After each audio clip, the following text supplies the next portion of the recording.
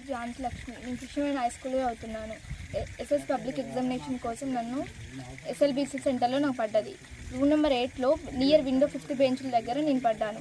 అక్కడ ఉన్న ఒకసేపు అయిన మేడం ఓఎంఆర్ షీట్ అని క్వశ్చన్ పేపర్ ఇచ్చిన తర్వాత ఒక అన్ఎక్స్పెక్టెడ్ వ్యక్తి వచ్చి ఆ ఫోటో తీసుకోవడం జరిగింది. అది ఆ టైంలో ఎలా జరిగిందో భయపెట్టించింది, నన్ను బాగా భయపెట్టించి ఆ టైంలో నాకు ఏం చేయాలో కూడా అర్థం కాలేదు.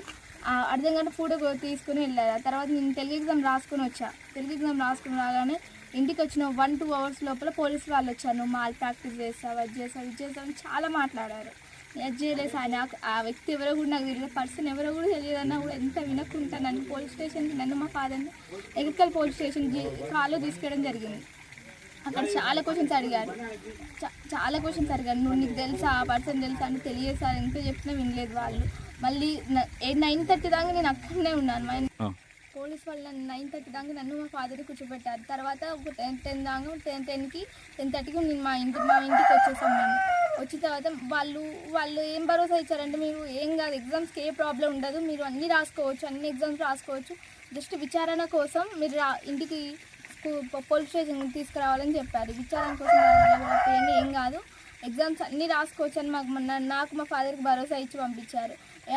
వెళ్ళి మార్నింగ్ నేను హిందీ ఎగ్జామ్ రోజు వెళ్తే సెంటర్లో దిగాలి. నేను రూమ్లోకి వెళ్ళగానే నా రూమ్ నెంబర్ పట్టుకుని నన్ను ఒక రూమ్లో తీసుకెళ్ళి నా రూమ్ నెంబర్ నన్ను డీబార్ చేసి పడేసారు. ఒక వైట్ పేపర్ మీద బలవంతంగా ఫోర్స్ఫుల్గా. నా పేరెంట్స్ లేరు, నా గడియన్ లేరు, ఎవ్వరు లేరు. అప్పుడు నాతో సంతకం పెట్టించుకున్నారు. ఆ తర్వాత నన్ను ఇంటికి వచ్చి డ్రాప్ చేశారు వాళ్ళే. ప్లీజ్ నన్ను అధికారులు, కలెక్టర్ గారు, డిఎస్పీ గారు నాకు న్యాయం చేయాలని కోరుకుంటాను. 13 years లైఫ్ నాది. జస్ట్ ఒక లాస్ట్ స్టేజ్ నాది. ఒక్కసారి నేను వెళ్తే నాకు ఫర్దర్ స్టడీస్ చాలా హెల్ప్ అవుతుంది. ప్లీజ్ నాకు ఈ 10th పోతే నాకు బతకాలని కూడా లేదు.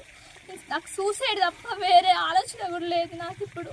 ప్లీజ్ నాకు న్యాయం జరుగుతుందని నేను బతకగలుగుతా తప్ప నాకు వేరే ఛాన్స్ కూడా లేదు.